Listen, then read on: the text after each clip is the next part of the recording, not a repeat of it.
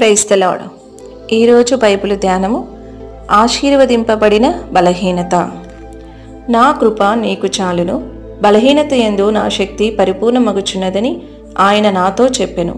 కాగా క్రీస్తు శక్తి నా మీద నిలిచియుండు నిమిత్తము విశేషముగా నా బలహీనతల యందే బహు సంతోషముగా అతిశయపడుదును.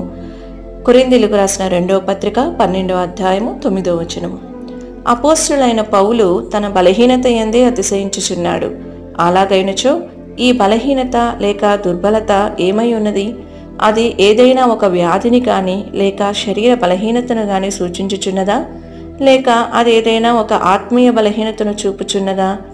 లేదు, ఈ రెండింటినీ కాదు.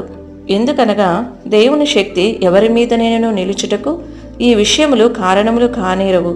అలాగైతే ఇది ఎట్టి బలహీనత? మనము దేవుని చిత్తము మాత్రము చేయుటకు మనలను మనము ప్రతిష్ఠించుకునేటప్పుడు కృప ద్వారా మనము మన స్వచిత్తము చేయలేనట్టి అసాధారణమైన ఆశీర్వదింపబడిన బలహీనతను పొందెదము. ఈ బలహీనత మన స్వంత చిత్తమును నెరవేర్చుటకు మనలను అశక్తులనగా చేయును. మన స్వచిత్తమును నెరవేర్చుటకు ఇక మనకు బలమేమీ ఉండదు. ఈ బలహీనత మనలను మహిమ నుండి అధిక మహిమకు తీసుకుని వెళ్ళును. కాబట్టి దీనిని మహిమగల ఒక బలహీనత అని మనం పిలువవచ్చును. బలహీనతను బట్టి ఆయన సిలువ వేయబడెను, అనగా క్రీస్తు తన స్వంత చిత్తము చేయుటకు బలహీనుడు అనునదే దీని అర్థము. నా అంతట నేనే ఏమీయూ చేయలేను. యోహాను సువార్త 5వ అధ్యాయము 30వ వచనమని యేసు చెప్పెను.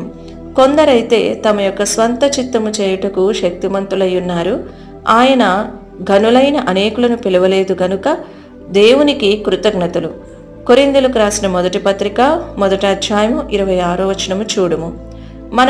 మనము ప్రతిష్ఠ చేసుకుని మన స్వంత చిత్తము చేయమని నిర్ణయం తీసుకున్నప్పుడు మనము పరిపూర్ణమైన దేవుని చిత్తమును చేయదగినట్టి దేవుని కృప మన యొక్క బలహీనమైన శరీరముపై ఒక దైవిక బలముతో దిగివచ్చును. ప్రేమైన చదువరి, యేసు ప్రభువు వారికి, అపోస్తలుడైన పౌలు గారికి మరియు అనేక ఇతర పరిశుద్ధులకు కలిగిన ఈ ఆశీర్వాదకరమైన బలహీనతను నీవును కలిగి ఉన్నావా? ఒకవేళ ఆ విధముగా లేని ఎడల దేవుని యొక్క బలము నీలో పరిపూర్ణమగుటకును, దేవుని చిత్తము చేయుటకు అవసరమైన కృప నీకు అనుగ్రహింపబడుటకును, నీ యొక్క శేష జీవితమంతయు దేవుని చిత్తము మాత్రమే చేయుటకై నీవెందుకు ఇప్పుడే నిన్ను నీవు ప్రతిష్ఠించుకొనకూడదు? నేనెప్పుడు బలహీనుడనో అప్పుడే బలవంతుడును. కొరింథీయులకు రాసిన 2వ పత్రిక 12వ అధ్యాయము 10వ వచనము. అనగా మనము మన చిత్తము చేయుటకు బలహీనులముగా ఉండునప్పుడు దేవుని చిత్తము చేయుటకు బలవంతులముగా ఉందుమనున్నదే దీని యొక్క అర్థము. ఆమేన్. ఈ వీడియో యొక్క పూర్తి స్క్రిప్ట్ కావాలంటే దయచేసి డిస్క్రిప్షన్లో చూడండి. ఈ వీడియో ఆంగ్లము మరియు హిందీ భాషలలో కావాలంటే ఛానల్ను సబ్స్క్రైబ్ చేయండి మరియు వీడియోలను క్రమంగా అనుసరించండి. Praise the lord.